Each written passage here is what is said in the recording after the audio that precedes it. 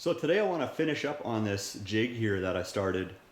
This is not an A-arm here itself, it's actually just the jig to support the different components of the A-arm once I want to start welding it. So before I welded this together, I drew up on paper here the specs for the A-arm once I knew what I wanted. And it's going to have 3 mounting points, and it kind of looks like this. I drew this just kind of quickly just for you guys. This is not to scale or whatever, but so in red is going to be the jig here that I'm working on today, and in black that's the A-arm itself. This part here is looking like that. So these here I harvested off the original A-arms that I built for this machine. So now I've got 8 like this ready to go that are going to fit in here. 3 mounting spots. So yeah, once I established this distance here, then I drilled that out on some square tube, and then I cut another short little piece of square tube and just drilled a hole in it. And then I, because I had all the holes drilled in this piece and this piece of square tube, I just laid it out on paper here, on that end and on that end, and then I could lay out the side pieces, and then I welded it together. So what I want to do now is I got to actually add to this jig now, because I need to be able to support this part here in just the right way. See, this gets bolted on here. Remember, that's that short piece right there.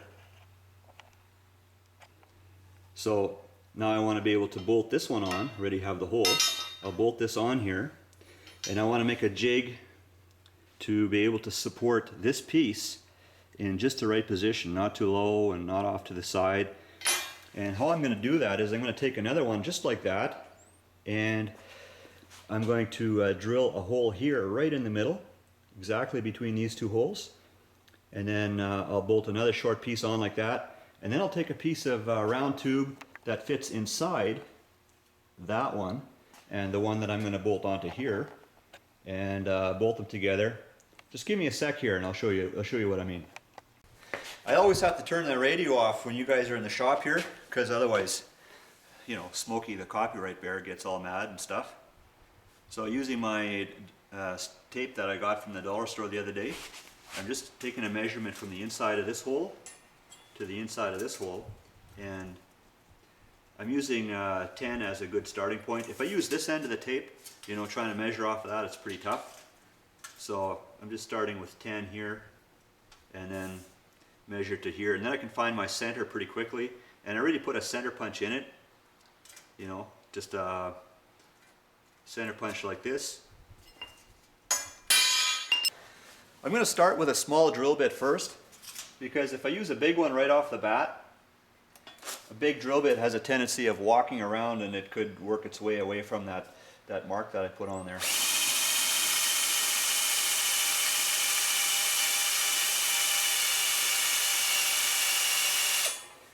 Okay, let's use a bigger bit now.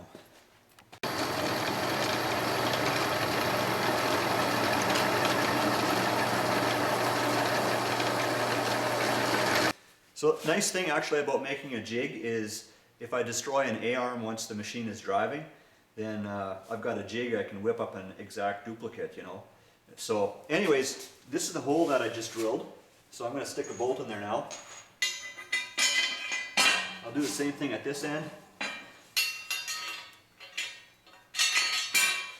So if this isn't making a lot of sense yet, don't feel bad, because you know there's some pieces missing to the puzzle here yet. But by the end of the video, I think it should be pretty clear on how this jig is going to work. But anyways, so I can get this guy on here now, and so I've got a piece of small tubing here now that fits inside this one, and also it fits inside this one. And oh, one thing, I'm going to be using these washers as a spacer, and I need that actually for setting up this part of the jig. Later on, it's going to come in very handy, those spacers, for pulling the completed A-arm off of the jig. So I have to already anticipate that and Get those washers on there. Okay, gonna bolt these guys on.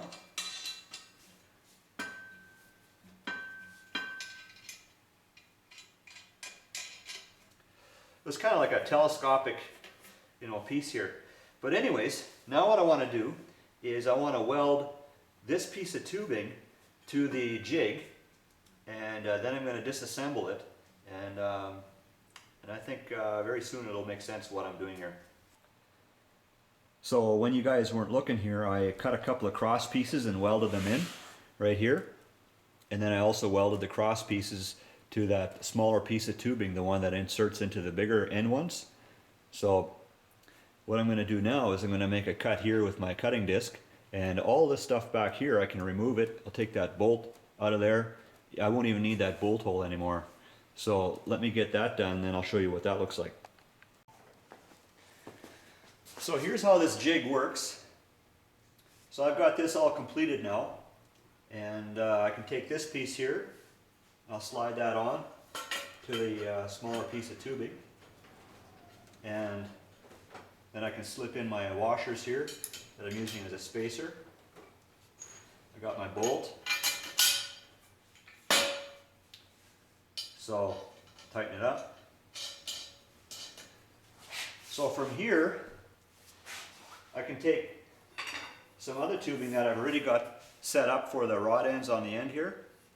They're just a little bit on the long side. I can slip those on there. I already have the bolts there and the washer there, or the spacer. And see, now what I can do, I can mark the angle that I need to cut this tube off at, and then I'll notch it so that it fits up against this piece, and then I can weld it together, and the same thing on this side. What I would do, of course, is I would get them both fitting real nice, and I would tack them both, and before I would start to do any serious welding.